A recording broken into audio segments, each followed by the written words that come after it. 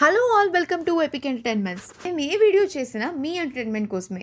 మరి మీ ఎంటర్టైన్మెంట్ కోసం తప్పిస్తున్న మా కోసం సబ్స్క్రైబ్ చేసుకుని పక్కనే ఉన్న గంటని మోగించేస్తే మాకు కూడా తృప్తిగా ఉంటుందండి. ప్లీజ్ చేసేయండి గాయ్స్. సబ్స్క్రైబ్ చేసి గంటని మోగించేయండి. థియేటర్ దగ్గర సంక్రాంతి పండగ అయితే మొదలైపోయింది. శంకర్ రామ్ చరణ్ కాంబోతో మోస్ట్ అవైటెడ్ మూవీ రిలీజ్ అయిపోయింది.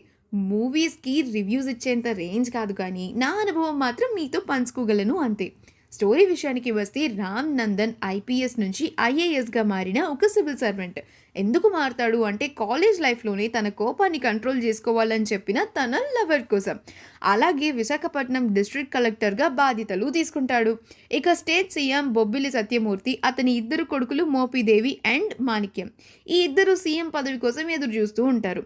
మోపిదేవి మినిస్టర్గా చాలా అక్రమాలు చేస్తూ ఉంటాడు. అది తెలుసుకున్న రామ్ నందన్ వాళ్ళ గ్యాంగ్తో వార్లోకి దిగుతాడు. ఒక బహిరంగ సభలో పార్వతి వచ్చి అతని ముందు సీఎంని నిలదీస్తుంది. ఆ తర్వాత సీఎం మూర్ఛపోయి కింద పడిపోతాడు. ఇక అక్కడి నుంచి సాగే రసవత్తరమైన కథని చూడాలంటే సినిమా చూడాల్సిందే. ఎందుకు పార్వతిని చూసి సీఎం మూర్ఛపోయాడు, రామ్ నందన్ని ఎదుర్కోవడానికి మోపిదేవి ఎలాంటి ఎత్తులు వేస్తాడు, సీఎం పదవి కోసం మోపిదేవి ఏమేం పన్నాగాలు పన్నాడు, అసలు అప్పన్న కథ ఏంటి, అప్పన్న ఎవరు, ఇవన్నీ తెలుసుకోవాలంటే ఖచ్చితంగా మూవీ చూడాల్సిందే. మరి రామ్ చరణ్ పర్ఫార్మెన్స్ గురించి చెప్పక్కర్లేదండి. ధృవ మూవీ నుంచే తనలోని కొత్త కొత్త అవతారాలను ఎప్పటికప్పుడు సినిమాకి చూపిస్తూనే ఉన్నారు. సేమ్ ఇందులో కూడా అలాగే జీవించేశారు ఆయన. ఉండే నిడివి చిన్నదే అయినా కానీ అప్పన్న క్యారెక్టర్లో రామ్ చరణ్ 100కి 100 మార్కులు వేసేశారు. రామ్ చరణ్ తర్వాత పర్ఫార్మెన్స్ గురించి మెయిన్గా చెప్పుకోవాలంటే మోపిదేవి క్యారెక్టర్లో నటించిన SJ Surya. Ram Charan SJ Surya face of scenes అయితే విజిల్ మూమెంట్సే. ఆ అరోగెన్స్, ఆ యాటిట్యూడ్, ఆ విలనిజం ఎస్జే సూర్యకి ఇమిడిపోయాయి. సత్యమూర్తిగా 2 జనరేషన్స్లోనూ బాగా చేశారు శ్రీకాంత్. ఒక వర్సటాలిటీ ఉంటుంది ఆ పాత్రలో, అండ్ అది మీరు తెర మీదే చూడాలి. ఇక చెప్పుకోవాలంటే పార్వతి క్యారెక్టర్లో నటించి మెప్పించిన అంజలి గురించి. కియారా ఉందన్న విషయమే కానీ పెద్దగా యాక్టింగ్కి స్కోప్ లేదండి.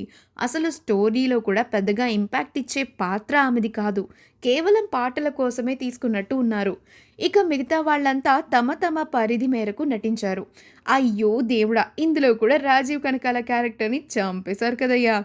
ఇక టెక్నీషియన్స్ విషయానికి వస్తే శంకర్ మార్క్ సన్నివేశాలు పెద్దగా ఏం లేవు కానీ ఆయన ఎప్పుడూ ఆలోచించే సోషల్ ఎలిమెంట్స్ మాత్రం ఈ సినిమాలో కూడా కనిపిస్తాయి.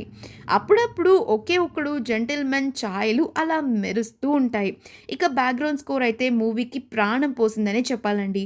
కానీ పాటలు కొంచెం సిచ్యువేషన్స్కి తగ్గట్టు పెట్టుంటే బాగుండేది. సినిమా ఒకవేళ వెళ్తూ ఉంటే సాంగ్స్ ఇబ్బందికరంగా అనిపించాయి అనేది కాదు అనలేని వాస్తవం.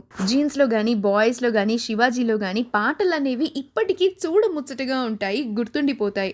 కానీ ఇందులో ఆ చూడముచ్చట అనేది చూడలేకపోతున్నాం. విజువల్స్ గ్రాండ్గా ఉన్నాయి. కెమెరామ్యాన్ అండ్ ఎడిటర్ల పనితనం కొట్టొచ్చినట్టు కనిపిస్తుంది. డైలాగ్స్ కూడా పర్వాలేదు అనిపిస్తున్నాయి. ఆహా అద్భుతం అనేంతగా కాకుండా చూడొచ్చు, ఒకసారి చూసేయచ్చు. ఇండియన్ 2 కంటే చాలా బెటర్ అని నాకు అనిపించింది. That's it guys. ఈ వీడియో కనుక మీకు నచ్చినట్లయితే లైక్ చేయండి, షేర్ చేయండి, సబ్స్క్రైబ్ చేయండి. ఈ నా అభిప్రాయం మీ మనోభావాల్ని దెబ్బతీసుంటే దయచేసి క్షమించండి. సినిమాని మాత్రం సినిమాలానే చూడండి. Team epic signing off.